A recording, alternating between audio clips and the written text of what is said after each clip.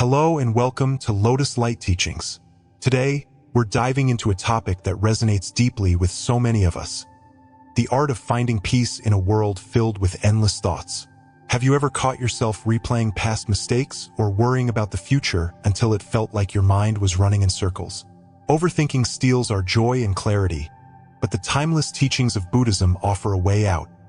A path to quiet the storm and embrace true inner calm. Let's embark on this journey together as we explore 6 profound Buddhist lessons that can help you stop overthinking and rediscover the peace that's been within you all along. Imagine this: it's late at night. The world is quiet, but your mind is anything but. You're lying in bed, staring at the ceiling, replaying that awkward conversation you had earlier or worrying about tomorrow's deadlines. Your heart races and sleep feels impossible. Sound familiar? This relentless chatter of the mind isn't just a personal struggle. It's a modern epidemic. We live in a world that never stops moving, where perfection feels expected and uncertainty looms large. Overthinking creeps into the cracks of our lives, creating a storm that clouds our judgment, drains our energy, and pulls us away from the present moment. But here's the thing: that storm doesn't have to define you. As the Buddha wisely taught, you will not be punished for your anger.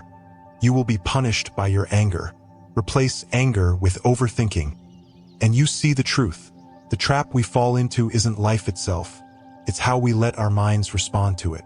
Through Buddhist teachings, we'll learn how to quiet that storm, anchor ourselves in the now, and let go of what we cannot control. These aren't abstract philosophies. They're practical, actionable tools that can transform how you think, feel, and live. So, take a deep breath with me. Inhale peace, exhale worry. And as we journey through these 6 lessons, let's leave the chaos behind and move closer to the clarity and serenity you've been searching for. Do not dwell in the past. Do not dream of the future. Concentrate the mind on the present moment. These simple yet profound words carry a truth that often eludes us in our busy, overthinking lives. They remind us that the only reality we can truly experience is the one unfolding here and now. Rachel, a single mother of 2, knew the weight of overthinking all too well. Each day, her mind was a battlefield. Mornings were a blur of getting her children ready for school, while afternoons were filled with work deadlines that loomed over her like dark clouds. Evenings were no better, as thoughts of her past mistakes, leaving her dream career, missing opportunities, collided with relentless worries about the future. Will my children be happy? She often wondered. Will I have enough to secure their future? These thoughts felt like heavy stones, pressing on her shoulders, leaving her too exhausted to notice the small, beautiful moments around her. Her son's laughter as he played, her daughter's soft, sleepy voice asking for a bedtime story. One evening, after an especially difficult day, Rachel stumbled upon a podcast discussing mindfulness. Something about the speaker's calm voice drew her in. They spoke of pausing, breathing, and noticing. The idea was so simple that it felt almost impossible.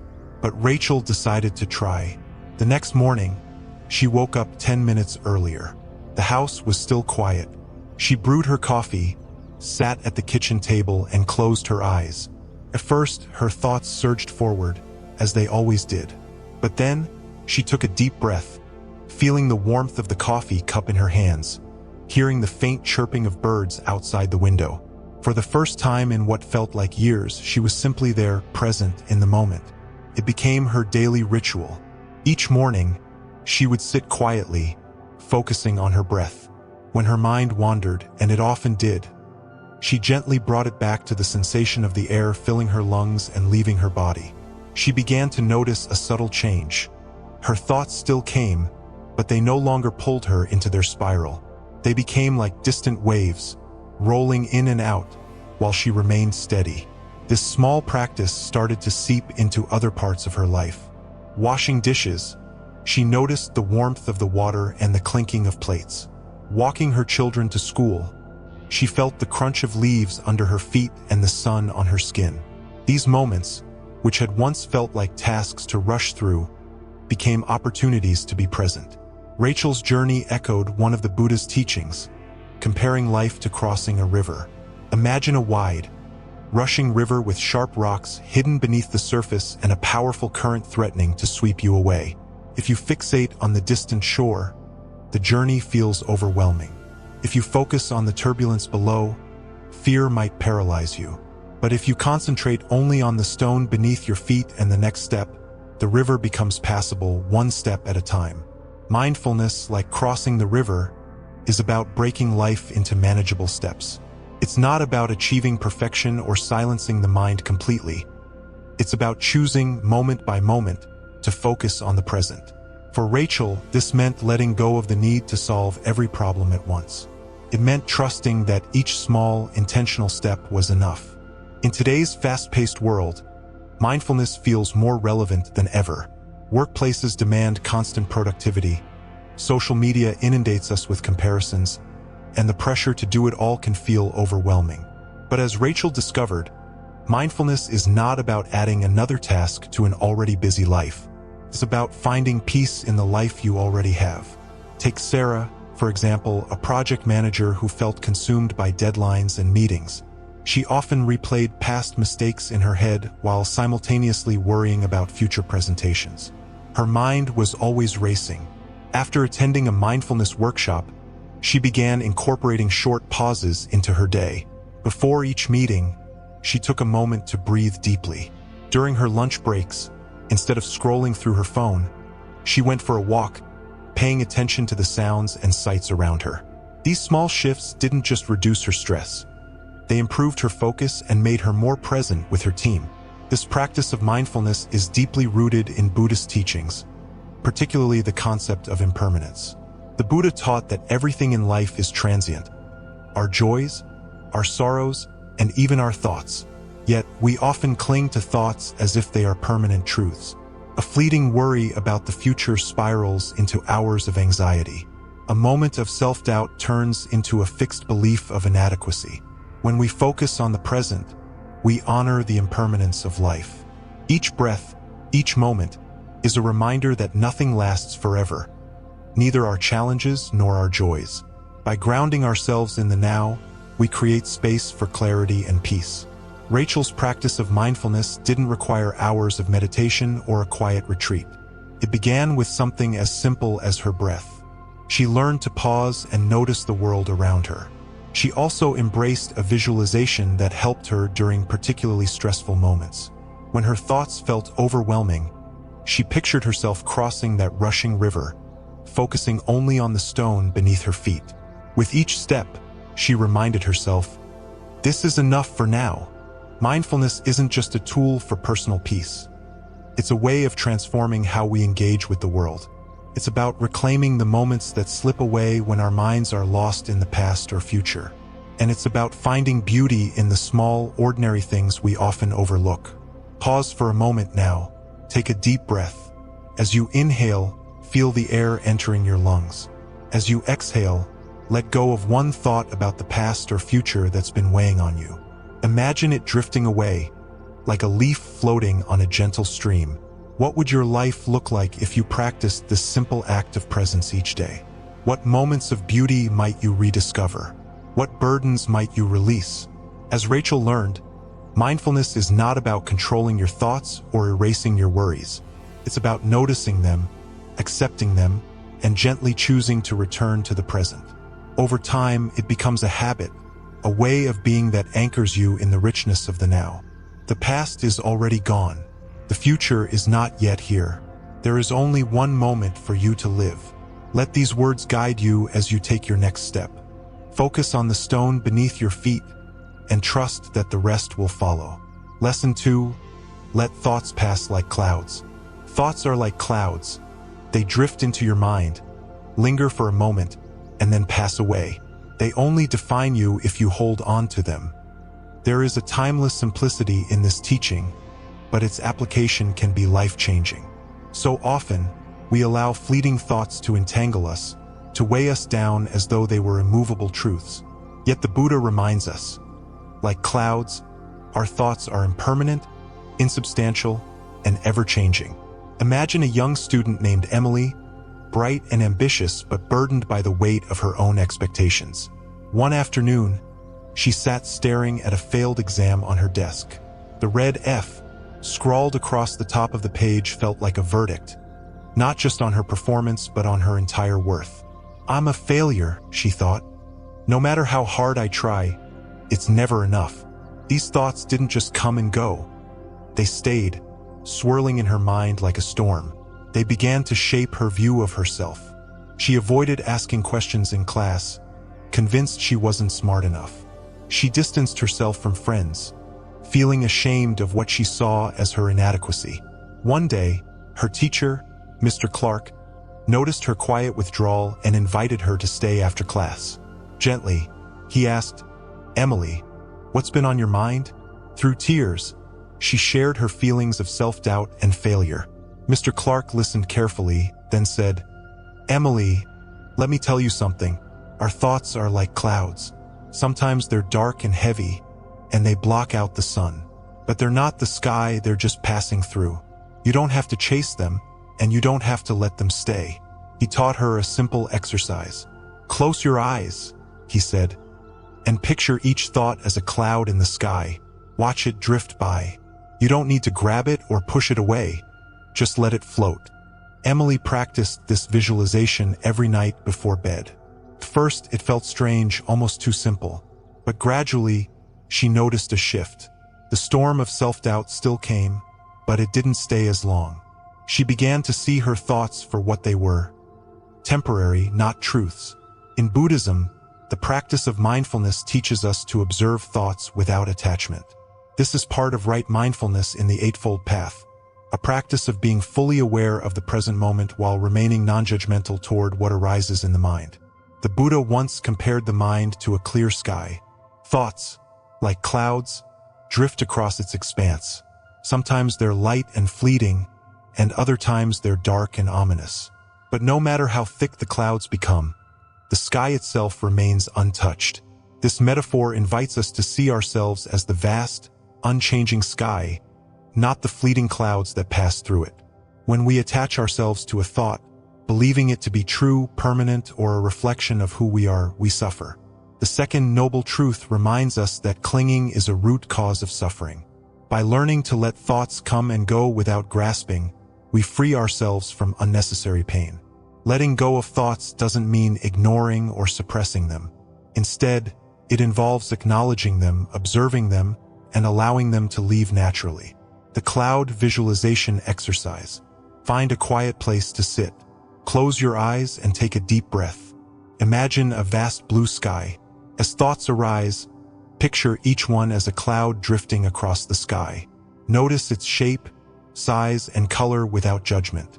Then, watch as it floats away, becoming smaller and smaller until it disappears. The leaf on a stream exercise. Picture yourself sitting beside a gentle stream. Each thought is a leaf floating on the water. See the leaf arrive, watch it drift downstream, and let it go. This imagery can be particularly soothing, as it emphasizes the natural flow of life. Journaling to externalize thoughts. Writing down your thoughts can help you externalize them, making them feel less overwhelming. After writing, imagine your words as leaves or clouds, releasing them into the world. This practice not only reduces mental clutter but also brings clarity. Why clinging amplifies suffering. From a psychological perspective, clinging to thoughts creates a feedback loop of anxiety. For example, consider this common scenario. Initial thought, what if I fail at work tomorrow? Reaction, if I fail, I'll disappoint my team. I'm already falling behind. Maybe I'm not cut out for this job. Consequence, the worry escalates, leading to sleepless nights and heightened anxiety. When we attach to a single thought, we give it power. The mind spirals, creating a chain of worries that feel increasingly real. Now imagine detaching. Initial thought, what if I fail at work tomorrow? Response, this is just a thought. It doesn't mean I will fail. Result, the thought passes and the mind remains calm. Detachment isn't about denying your feelings. It's about seeing them clearly and choosing not to let them control you. One of the most profound teachings in Buddhism is anicca, the law of impermanence. Everything, our joys, sorrows, successes, and failures, is transient. When we accept this truth, we realize that no thought, no matter how troubling, will last forever. Emily began to embody this lesson. When she faced another difficult exam, the familiar self-doubt crept in. But this time she paused. She closed her eyes and visualized her thoughts as clouds. "This is not permanent," she reminded herself. "It will pass." And it did. Take a moment now to reflect on your own experience. Close your eyes and bring to mind one recurring thought that troubles you. Perhaps it's a regret about the past or a fear about the future. Visualize this thought as a cloud or a leaf and watch it drift away. How do you feel as it moves further from you? Lighter? Freer? Ask yourself, what thoughts have I been clinging to recently? How might my life change if I let them pass instead? What could I focus on if my mind wasn't tangled in these worries? By learning to let thoughts pass like clouds, we reclaim our inner peace. This practice doesn't mean you'll never experience troubling thoughts again. They are a natural part of life, but it does mean you can choose how to respond to them.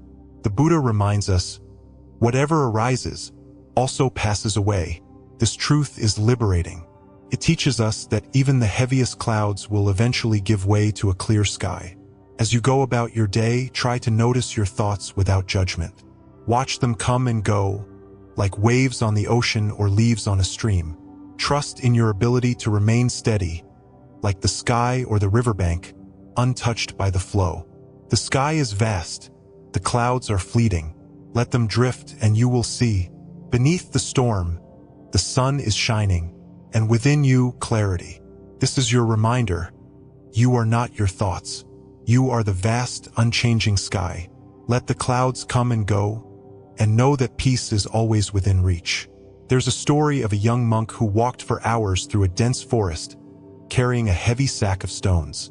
With every step, the burden grew heavier, yet he refused to set it down. When he finally reached his teacher, exhausted and drenched in sweat, the teacher looked at him with a gentle smile and asked, "Why do you carry what can be put down?" The monk stared at the sack, confused. "Master," he said, "these stones represent my responsibilities, my fears, and my need to ensure everything is in its rightful place. If I let them go, I'll lose control and chaos will follow." The teacher's eyes softened. "And yet, is the weight helping you? Does it make the path easier or harder? Control, my dear student, is an illusion. It is not the stones that weigh you down, but your refusal to release them." The monk hesitated. Then, with trembling hands, he loosened the sack and watched the stones tumble to the ground. In that moment, the weight in his heart lifted as well. He took his first step forward, unburdened and free. How many of us walk through life like that monk, carrying an invisible sack of stones? Each stone represents something we feel we must control. Outcomes, relationships, the opinions of others, even the flow of life itself. We cling to these burdens, convinced that our grip keeps the world from falling apart.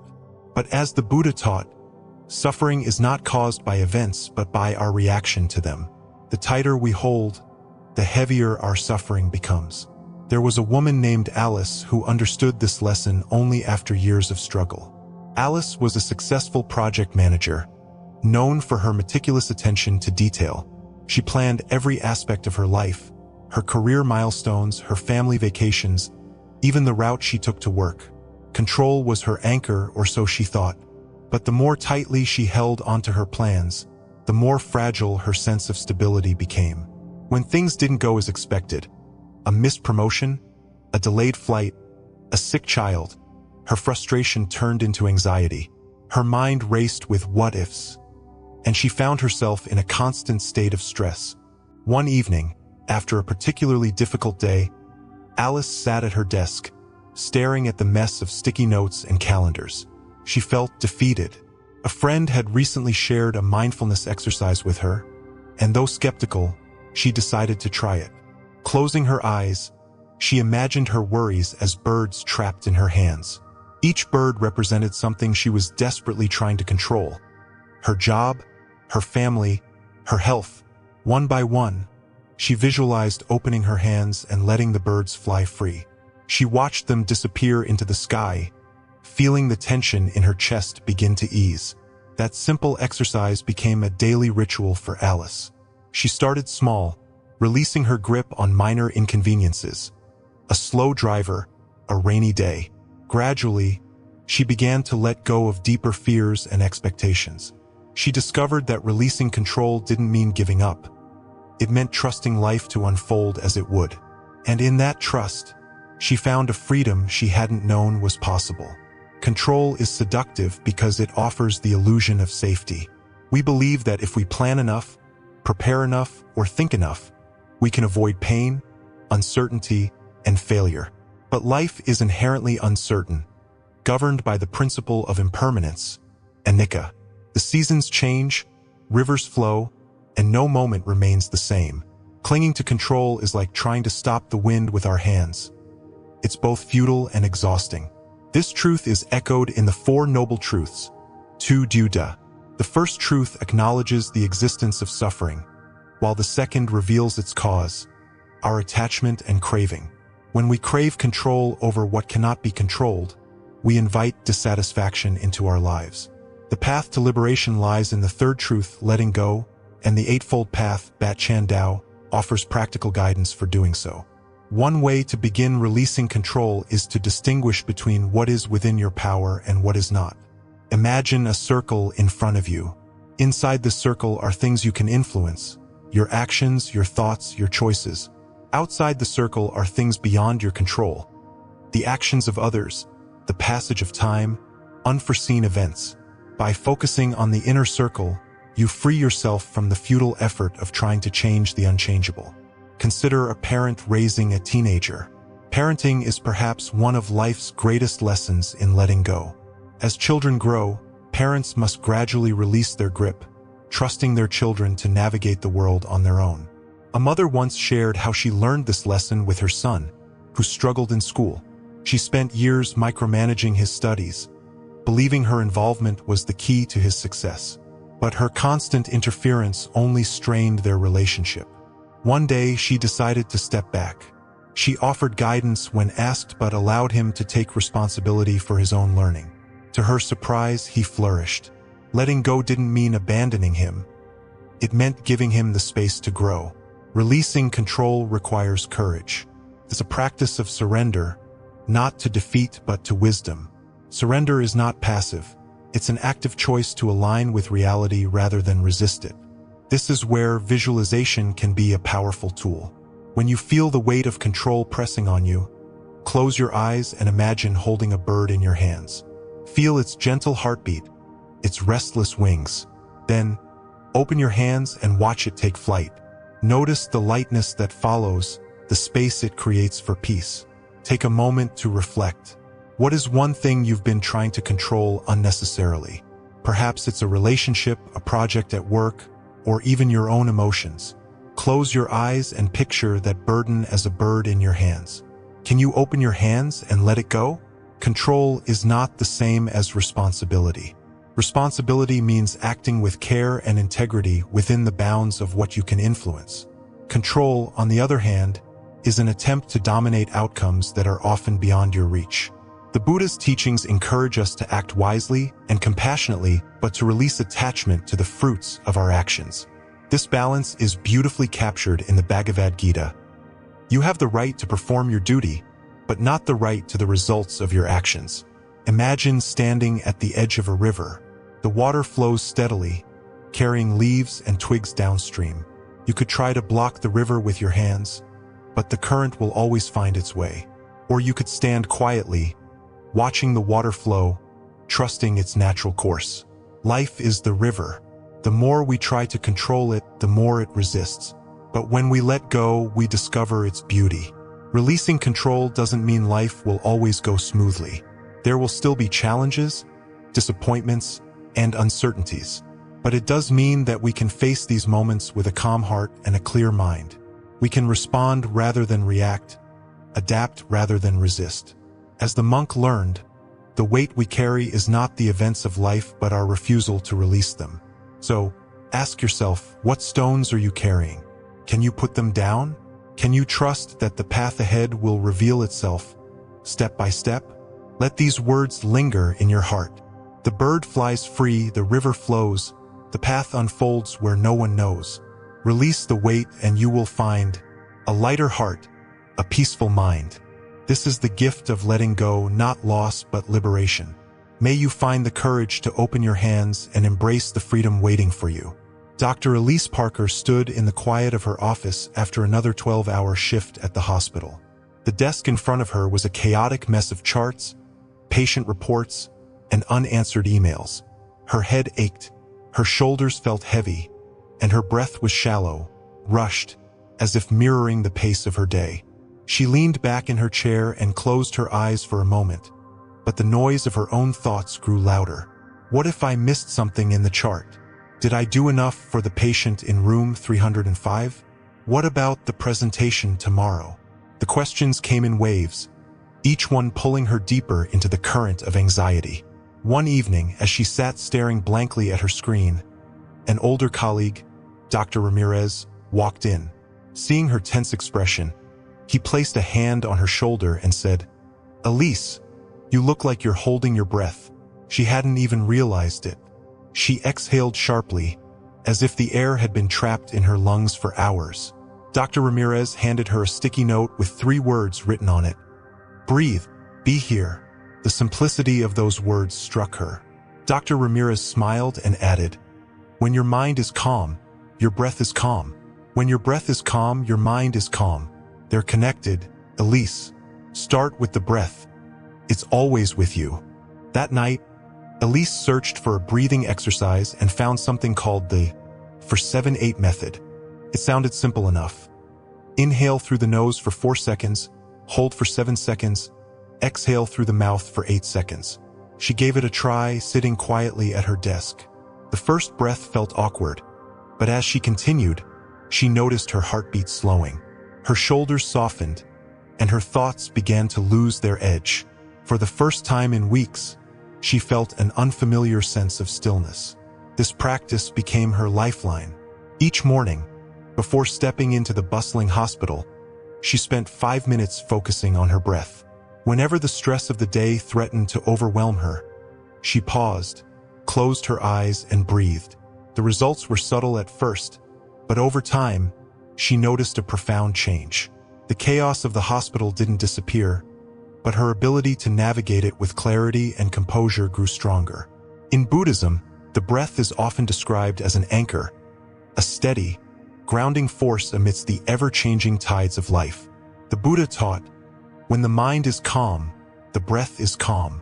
This teaching reflects the intimate connection between the body and the mind. When we are anxious, our breath becomes shallow and erratic. When we are at peace, the breath flows naturally, like a gentle stream. The practice of mindfulness begins here with the breath. It's a doorway into the present moment, a reminder that we don't have to be swept away by our thoughts or emotions. The breath is always there, waiting for us to return to it. There's a Zen story about a student who asked his master how to find enlightenment. The master replied, "When hungry, eat. When tired, sleep." The student, puzzled, said, "But doesn't everyone do that?" The master smiled and said, "No. Most people eat while thinking of 10,000 things and sleep while dreaming of 100 worries." This story captures the essence of mindfulness. To fully inhabit the moment you are in, to eat when you eat, to breathe when you breathe. But in the rush of modern life, this simplicity is easily forgotten. We eat meals while scrolling through our phones, walk while planning our next task, and breathe without ever noticing the rhythm of our breath. Mindfulness doesn't require grand gestures or hours of meditation.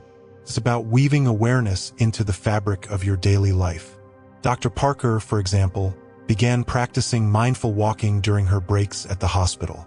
Instead of rushing from one wing to another, she slowed her pace and paid attention to the sensation of her feet touching the ground.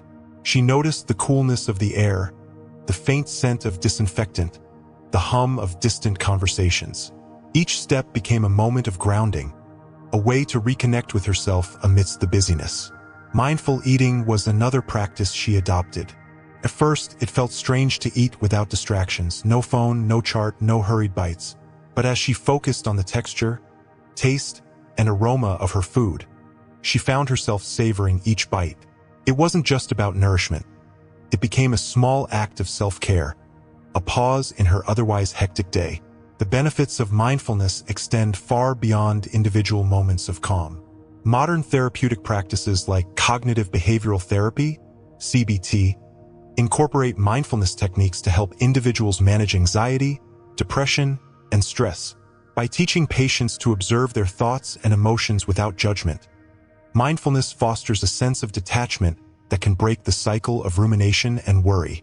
Studies have shown that even a few minutes of mindful breathing each day can reduce cortisol levels, improve focus, and enhance emotional resilience.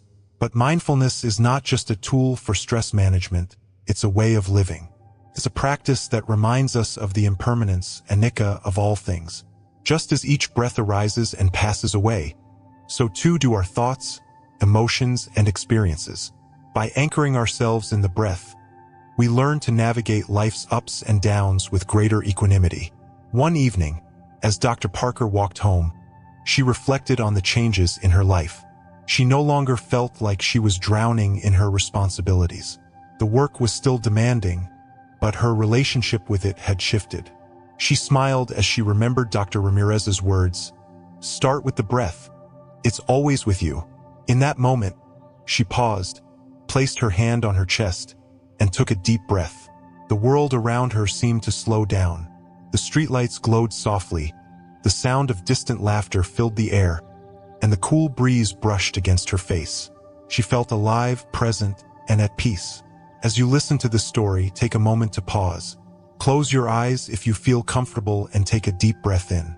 Hold it gently and then exhale slowly. Notice how your body responds, how the tension begins to melt away, how your mind feels just a little quieter. This is the gift of mindfulness, a practice that is always available to you. What would it look like to bring this awareness into your daily life? Could you set aside 5 minutes each morning to breathe deeply? Could you walk more slowly, savor your meals, or simply notice the rhythm of your breath as you move through your day? These small acts of mindfulness may seem insignificant, but their impact can be profound. When the mind is calm, the breath is calm. When the breath is calm, the soul is still. In the stillness, clarity blooms, and in that clarity we find ourselves. The breath is your anchor, your steady companion in a world that often feels unsteady. Return to it whenever you need to, and let it remind you that peace is not something you must chase. It is something you carry within you always. Lesson 5. Simplicity brings freedom. Happiness is not a goal. It is the path. These words carry the weight of wisdom, a gentle reminder that the peace we seek is not found in the grandiose, the complex, or the accumulation of more. Instead, it resides quietly in the spaces we create when we let go of what no longer serves us. There was a man named Andrew, a successful entrepreneur with an enviable resume. To the outside world, he seemed to have it all. A thriving business, a beautiful home, and a calendar packed with prestigious meetings and events. But Andrew often felt like a juggler balancing too many objects in the air, each one demanding his attention. His days began early and ended late, leaving little room for rest, let alone joy. One evening, as Andrew sat in his office surrounded by paperwork, unanswered emails, and endless to-do lists, he felt a profound sense of emptiness. Despite his success, he couldn't escape the nagging thought, "Is this it? Is this what I've been working so hard for?" A friend noticed Andrew's fatigue and invited him to attend a mindfulness retreat. Hesitant but desperate for relief, Andrew agreed. On the second day of the retreat, the instructor asked everyone to close their eyes and visualize a tree in the middle of a dense forest. The tree was burdened with overgrown branches and leaves. Its branches intertwined with those of neighboring trees, competing for sunlight. "Now," the instructor said, "imagine pruning the tree. Remove the excess branches, the ones that no longer bear fruit. As you clear the unnecessary growth, notice how the sunlight reaches the tree's core, allowing it to flourish." Andrew opened his eyes with tears streaming down his face. He realized he was that overburdened tree, tangled in commitments and responsibilities he no longer needed. His life had become so crowded with branches, work meetings, social obligations, and material pursuits, that he couldn't see the sunlight anymore. When he returned home, Andrew made a decision. He would simplify his life. He started small, clearing his schedule of unnecessary meetings and declining invitations that didn't align with his priorities. He began decluttering his home, donating items he hadn't used in years. The act of letting go felt liberating, like shedding a heavy coat he had been wearing for far too long. This process of pruning not only transformed Andrew's external environment, but also brought clarity to his internal world. With fewer distractions, he could focus on what truly mattered, spending time with his family, nurturing his health, and finding joy in simple pleasures like cooking a meal or walking in nature. In Buddhism, simplicity is not about deprivation but about creating space for what is essential. The Eightfold Path, Bat Chan Dao, includes right livelihood and right effort, which encourage us to live with intention and avoid overindulgence. When we strip away the excess, whether it's physical clutter, mental noise, or unrealistic expectations, we discover a profound sense of freedom. The principle of impermanence, anicca, also reminds us that nothing lasts forever, including our possessions and achievements. Clinging to material things or overloading our lives with commitments only adds to our suffering. By embracing simplicity, we align ourselves with the natural flow of life, letting go of what we cannot hold on to. In modern terms, this philosophy has inspired movements like minimalism. People who adopt minimalism often report feeling lighter, more focused, and more content. It's not just about owning fewer things. It's about living with intention and prioritizing experiences over possessions. One woman, Sarah, shared her journey of decluttering after realizing how much stress her overflowing wardrobe and cluttered home caused her. She began by asking a simple question: does this bring me joy? If the answer was no, she let it go. As she cleared her space, she noticed a shift in her mental state. She felt more peaceful, less overwhelmed, and more connected to the present moment. Simplifying your life doesn't require a dramatic overhaul. It starts with small, deliberate actions. You might begin by decluttering one area of your home, perhaps your closet, your desk, or your inbox. Notice how it feels to let go of what no longer serves you. Another way to embrace simplicity is to practice mindful consumption. Before buying something new, pause and ask yourself, do I truly need this? Will it add value to my life? Or will it become another piece of mental baggage? This mindfulness extends beyond material goods to how we spend our time and energy. Imagine your life as a garden. If you plant too many seeds, the garden becomes overcrowded and nothing thrives. But if you carefully choose which seeds to plant and tend to them with care, your garden flourishes. Take a moment now to reflect on your own life. What are the branches that no longer serve you? Perhaps it's a commitment that drains your energy, a habit that no longer aligns with your values, or possessions that clutter your space. Close your eyes and visualize yourself gently pruning these branches. As you do, imagine the sunlight reaching your core, nourishing you with clarity and peace. Happiness is not a goal. It is the path. This path is paved with moments of simplicity, of choosing less so that you can experience more.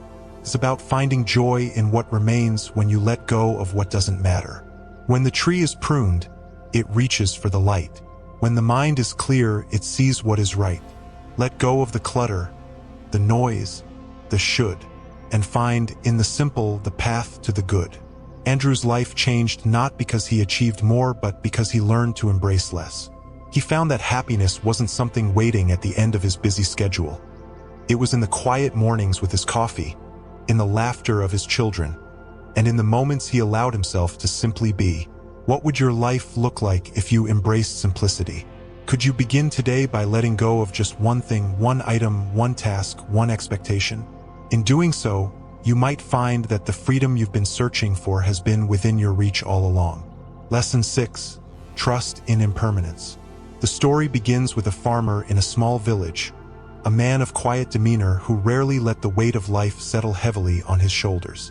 One day, his prized horse broke free from its stable and disappeared into the hills. His neighbors, seeing his loss, rushed to console him. "What terrible luck!" they exclaimed. The farmer simply replied, "Maybe." Days later, the horse returned, bringing with it a herd of wild horses. The neighbors marveled at his good fortune. "How wonderful!" they said. Again, the farmer replied, "Maybe."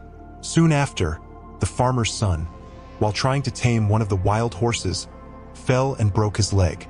The neighbors, concerned, expressed their sorrow. "What a tragedy," they said. The farmer's response remained the same, "Maybe." Not long after, soldiers came to the village, recruiting young men for war. Because of his injury, the farmer's son was spared.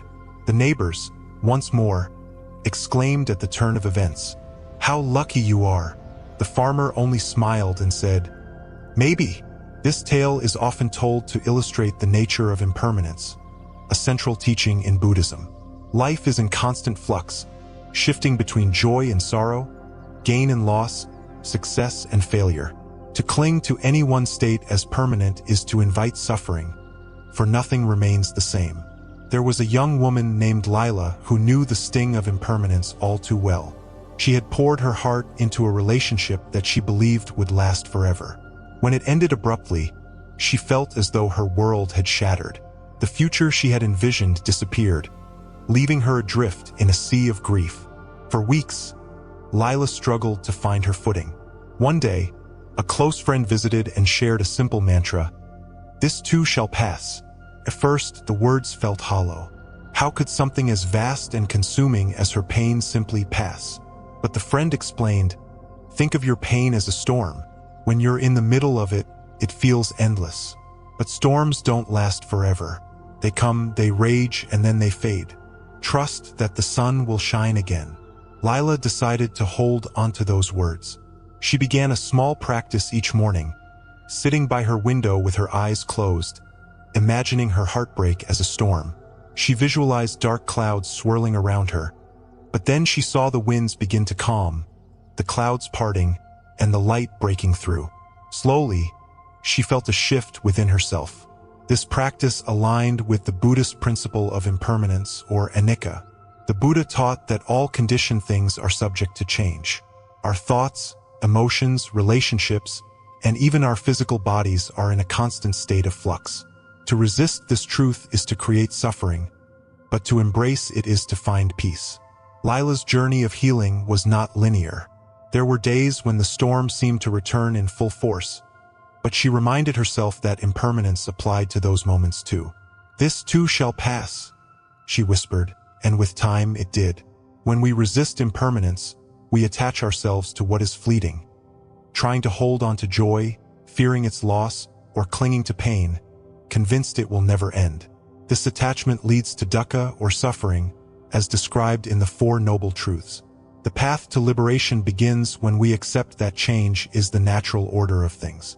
Consider the ocean, its waves rising and falling in an eternal rhythm. Each wave is unique, yet none of them last. The ocean itself, vast and steady, remains unchanged beneath the surface. Our lives are much the same. The events and emotions that ripple through us are like waves, temporary and ever-changing. When we anchor ourselves in this understanding, we find resilience. The Buddha's teachings encourage us to reflect on impermanence not as a source of despair, but as a wellspring of hope.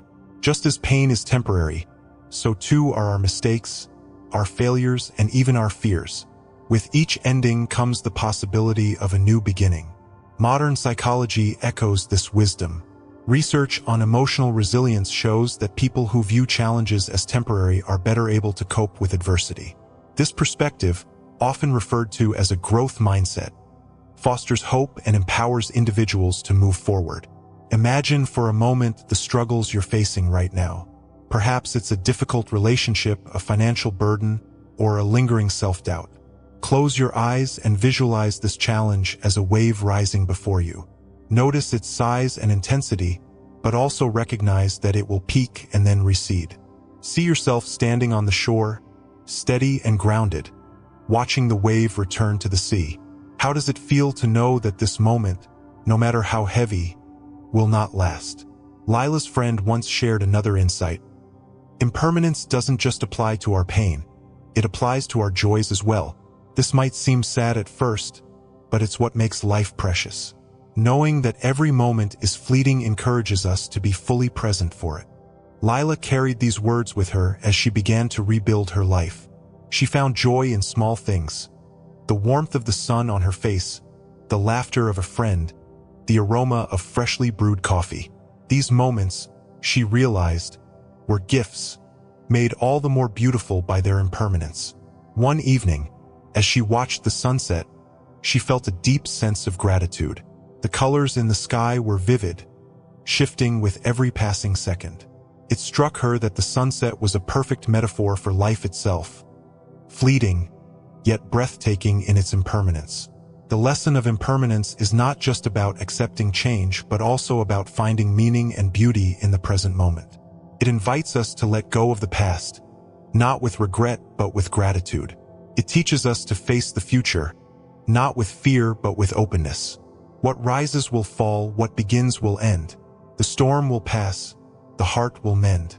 In the flow of life, nothing stays. Trust the rhythm, embrace the days. As you reflect on this lesson, ask yourself, what challenges are you holding onto, believing they are permanent? What joys are you rushing through, forgetting they are fleeting? How might your perspective shift if you trusted in the impermanence of all things? Lila's story reminds us that impermanence is not a burden but a gift. It allows us to release what weighs us down, to cherish what uplifts us, and to trust in the unfolding of life's ever-changing tapestry. In the words of the Buddha, do not dwell in the past, do not dream of the future, concentrate the mind on the present moment. And so, let us live each moment fully, knowing that everything, both the joy and the sorrow, will pass, leaving us with the clarity to begin anew. Closing, a heartfelt goodbye and encouragement. As we come to the end of this journey, I want to leave you with a simple truth. Peace isn't something you find. It's something you create, moment by moment. Each of the teachings we've explored today, whether it's focusing on the present, letting thoughts drift like clouds, or embracing impermanence, holds the power to transform your inner world. But remember, transformation doesn't happen overnight. It starts small, with one mindful breath, one moment of compassion, one step towards simplicity. And that's enough. Like planting a seed, your efforts will grow with time, nurturing a life rooted in calm and clarity. Let me share a personal story. There was a time in my life when overthinking was my constant companion. I would analyze every decision, replay every interaction, and try to control every outcome. It felt like carrying an invisible weight everywhere I went. Then I discovered these Buddhist principles, and though it wasn't easy at first, I began to let go just a little. I started with small acts of mindfulness, noticing the present moment instead of worrying about what I couldn't change. Slowly but surely, the weight lifted. And now I want to encourage you to do the same. Ask yourself, what's one thought, one worry, or one expectation you can release today? Write it down, visualize it floating away, and feel the freedom it brings. Before we part, I'd love to hear from you. Which of these lessons spoke to you the most? How will you apply it to your life? Share your thoughts in the comments below. And if this video brought you value, please like, share, and subscribe to Lotus Light Teachings. Together, we can create a ripple effect of peace and wisdom, spreading these teachings to others who may need them. Thank you for being here, for sharing this moment, and for choosing to nurture your inner peace. Remember, the storm always passes, and the sun always rises again. Until next time, stay present, stay mindful, and may serenity guide your path. The mind is everything. What you think, you become. Let's think peace, live peace, and together, create a brighter world. See you in the next video.